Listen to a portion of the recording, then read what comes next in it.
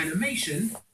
And another G will come through, which has been 3D printed. It'll look really cool. Oh, And create 3D characterizations of John, Amy, Jason, and myself, which would pop up throughout the sequence carrying giant pieces of tech. We decided John's the female for the purpose of our storyboard. I think John makes a lovely woman. Storyboard complete, it was back to Matt's place to start production. So, stop motion. First of all, for his set, Matt used the Koenig Portable Photo Studio Kit, which comes with a range of changeable backgrounds. And for video capture, he used the 8-megapixel camera on the iPhone 5S. So, I'm all set up, well, almost, as discussed in our storyboard That's all, earlier. much. I need to use Lego to build my big G. I've also got another little angle, because I'm self-shooting all this, so I've got a GoPro on the go, so I'm going to stick that there. And we'll get going. Yeah, this might take some time, you might want to check back in a minute.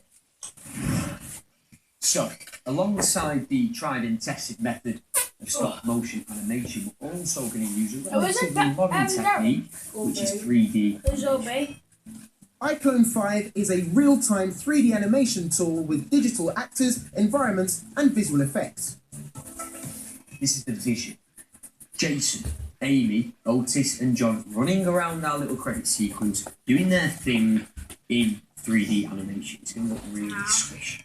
iClone 5 comes with a range of stock avatars which you can adapt and modify. You can also import photos which can be turned into 3D faces. This even works with full-length shots. So I'm now going to roll all of Otis's features in order to make them fit onto the avatar. Whilst Darren continued to map my face to his 3D avatar, Matt was ready to begin filming his stop frame animation. So I have now got my Gadget Show G finished. I think you'll agree that is epic. And that now needs to go into our stop motion studio. When it was about time, I got my app out.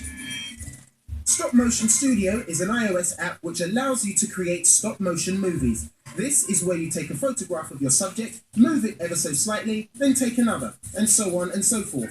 When you stitch all of your photos together, your subject comes to life.